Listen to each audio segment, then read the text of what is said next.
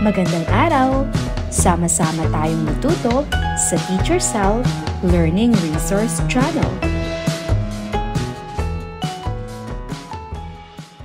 Revised K-12 Curriculum, Makabansa 3, Quarter 1, Week 6. Ang ating paksa ay mahahalagang lugar at pangyayari na bahagi ng kasaysayan ng kinabibilangang komunidad.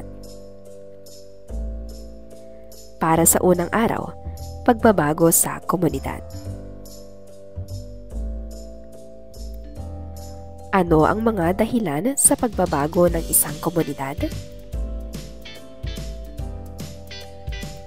Para sa layunin ng ating aralin, na ilalahad ang mga pagbabagong naganap sa kinabibilangang komunidad. Tingnan ang mga larawan. Uri ng transportasyon, pangalan ng mga kalye at lugar, mga estruktura.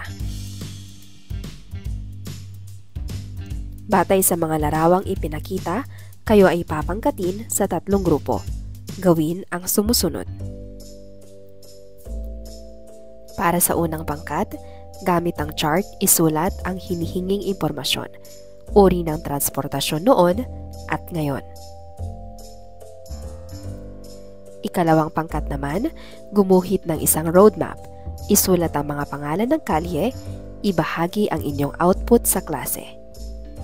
May pagbabago bang naganap sa pangalan ng ating komunidad at mga kalye? Saan madalas ipinapangalan ang mga kalye sa ating komunidad? Para sa ikatlong pangkat, iguhit ang pagbabagong naganap sa iyong komunidad.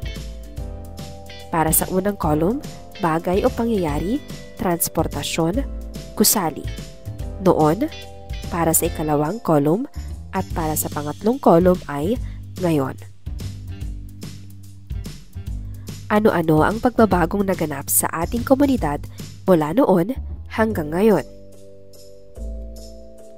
Pumili ng kapareha at pag-usapan ang sumusunod sa loob ng 5 minuto. Ano ang mga kadalasang nagbabago sa isang komunidad? Ano ang hindi nagbabago sa inyong komunidad hanggang sa ngayon? Ano ang mga mabubuting na idudulot ng mga pagbabagong nagaganap sa ating komunidad? Ano-ano ang mabubuting dulot ng mga pagbabago sa transportasyon, mga pangalan ng kalye at mga uri ng estruktura sa ating paligid? Sa inyong komunidad, mayroon bang hindi nagbabago hanggang sa kasalukuyan? Ilahad ang mga ito. Alin sa mga ito ang nais mo pang mabago at manatili? Bakit? Itala ang mga nanatili pa ring uri ng transportasyon, pangalan ng kalye o estruktura sa ating komunidad. Gawing gabay ang semantic web. Transportasyon, pangalan ng kalye o komunidad.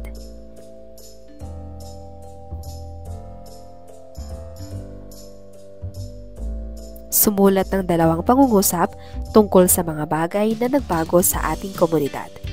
Gawing gabay ang sumusunod na chart. Maaaring magtanong o magsaliksik. Ano ang mga bagay na nagbabago sa isang komunidad? Ano ang naging epekto ng pagbabago sa buhay ng mga naninirahan dito? Bakit nakabubuti ang mga pagbabagong ito sa mga naninirahan dito? Para sa ikalawang araw, timeline sa pagbabago ng isang komunidad. Ano ang mga dahilan sa pagbabago ng isang komunidad? Para sa layunin ng ating aralin, nakagagawa ng isang timeline ng mga simpleng pagbabago sa komunidad. Basahin at unawaing mabuti ang kwento. Ang pagbabago ng aming komunidad. Ang aking komunidad ay matatagpuan sa isang bulubunduking lugar. Payak lang ang pamumuhay dito. Malawak ang lupang sakop nito. Bawat bundok ay may mga iba't ibang tanim na pinagkukunan ng aming pagkain. Ayon sa matatanda, kakaunti lamang ang mga tao sa aming komunidad noon. Ang mga daan ay kasya lang na daanan ng mga tao. Sa makatuwid, hindi pa sementado ang mga daan. Ang aming mga bahay ay yari sa mga sanga ng punong kahoy at mga talahib na kung tawagin ay nipa. Kandila lamang ang gamit naming ilaw tuwing gabi. Nang lumaon ay gumamit na kami ng gasera. Sa pagluluto naman ng pagkain ginagamit. Sa paglipas ng panahon, nagsimula nang magkaroon ng pagbabago ang aming komunidad. Dumami na ang taong naninirahan sa amin. Dumami na rin ang mga bahay at ang iba ay gawa na sa semento. Nagkaroon na ng kuryente at nagkailaw na ang maraming kabahayan. Batay sa inyong binasa o napakinggang kwento, saan matatagpuan ang komunidad ng nagsasalaysay? Anong uri ng pamumuhay mayroon ang mga naninirahan sa komunidad noon? Saan iyari ang mga bahay ng mga naninirahan sa komunidad? Batay sa binanggit ng mga matatanda, anong mga kagamitan ang ginamit noon? Nagkaroon ba ng pagbabago o pag-unlad ang kanilang komunidad? Bakit? Ang timeline ay isang grapikong paraan ng pagpapakita ng pagkakasunod-sunod at pagkakaugnay-ugnay ng mga pangyayari. Narito ang halimbawa. Ang pagkakahati-hati ng panahon sa timeline ay ayon sa itinakdang interval o agwat ng mga taon. Ginagamit ito upang lubos na maunawaan ang ugnayan ng magkakasunod na pangyayari sa kasaysayan ng ating komunidad. Ang inyong klase ay papangkatin sa dalawang grupo at babasahin nyo ang kwentong pinamagatang Ang Aking Komunidad. Para sa unang pangkat, mula sa binasang kwento, isulat ang mahalagang pangyayari noon upang makumpleto ang chart. Ibahagi ang sagot sa klase. Sa unang column, bahay, kalsada, bilang ng tao. Sa pangalawang column, noon. Para sa ikalawang pangkat, mula sa binasang kwento, isulat ang mahalagang pangyayari ngayon upang makumpleto ang chart. Ibahagi ang sagot sa klase. Para sa ikalawang column naman ay ngayon. Talakayin at ating iwasto ang timeline. Ano ang timeline? Ano-ano ang makikita sa isang timeline? Mahalaga ba ang paggamit ng timeline? Bakit? Narito ang mga larawan ng iba't ibang uri ng transportasyon. Iayos ang mga ito ayon sa timeline ng pagbabago.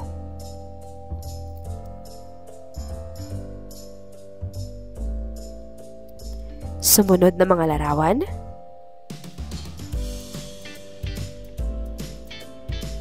At sa panghuling larawan. Narito ang mga larawan ng iba't ibang uri ng estruktura.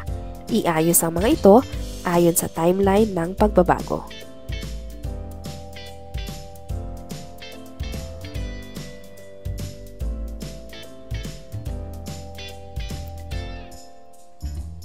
Para sa inyong takdang aralin, sa gabay ng mga magulang o nakakatanda, kapanayamin ang kilalang matatanda sa inyong lugar.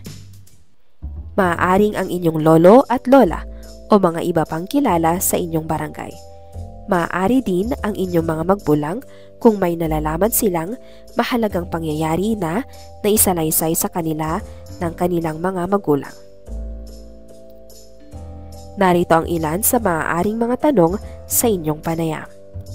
Saan nagmula ang pangalan ng komunidad? Ano ang mga dating pangalan ng kalye sa ating komunidad? Gumawa ng isang timeline mula sa mga mahalagang pangyayari na inyong makakalap. Para sa ikatlong araw, timeline sa pagbabago ng isang komunidad. Iulat ang inyong takdang aralin. Para sa layunin ng ating aralin na ipakikita ang mga natutuhan tungkol sa mga pagbabagong naganap sa kinabibilangang komunidad sa pamamagitan ng slogan. Ang inyong klase ay papangkatin sa 5 grupo. Ang bawat miyembro ay gagawa ng isang slogan tungkol sa pagbabagong naganap sa kinabibilangang komunidad. Pagkatapos gumawa ng isang slogan, ang bawat isa sa inyo ay magbibigay ng ideya tungkol sa ginawang slogan. Bumuo ang bawat grupo ng isang magandang slogan batay sa inyong napakinggan. Ang leader ang mag-uulat sa klase. Batay sa inyong pangkatang gawain, ano ang nabuo ninyong slogan? Ipaliwanag. Dapat bang magkaroon ng pagbabago sa komunidad? Bilang isang mag-aaral, ano ang iyong gagawin para makatulong sa pagbabago sa komunidad? Papangkatin sa 2 ang buong klase at ang bawat pangkat ay ibabahagi ang output. Para sa unang pangkat, gumawa ng poster o drawing na nagpapakita ng pagbabago sa komunidad. Pangalawang pangkat, gumawa ng slogan na nagpapakita ng pagbabago sa komunidad. Ilahad muli ang mga iba't ibang larangan at ibigay ang mga pagbabagong nagaganap sa komunidad. Gumawa ng isang simpleng presentasyon, poster o drawing na nagpapakita ng mga pagbabagong naganap sa komunidad. Para sa inyong taktang aralin, humanap ng antigong bagay sa inyong tahanan o komunidad at dalhin ito sa klase. Maaaring magtanong sa inyong magulang o matandang kakilala tungkol sa antigong bagay na ginagamit sa komunidad. Magtala ng 5 sa inyong kwaderno. Para sa ika-4 na araw. Anong mga antigong bagay sa inyong tahanan o komunidad ang dinala ninyo? Ikwento nyo kung bakit iyan ang dinala nyo. Para sa layunin ng ating aralin, nakikilahok sa mga simpleng talakayan ukol sa mga pagbabago sa komunidad. Balik taktakan na.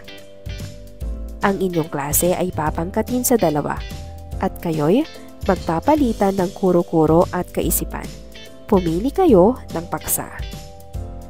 Mga pagpipilian, kung ako'y papipiliin, mas gugustuhin ko ang mga lumang uri ng transportasyon sa kasalukuyan. Kung ako'y papipiliin, mas gugustuhin ko ang mga lumang estruktura. Tukuyin ang mga larawan kung mabuti o masamang pagbabago ito sa komunidad. Ihayag ang inyong opinyon. Para sa unang larawan, pangalawang larawan,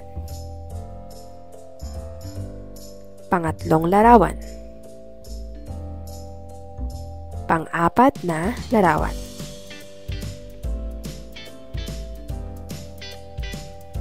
Magtala ng 3 maganda at 2 masamang pagbabago sa komunidad. Para sa inyong taktang aralin, kapanayamin ang isang kapamilya ukol sa mga napapansin nilang masasama at mabubuting pagbabago sa komunidad.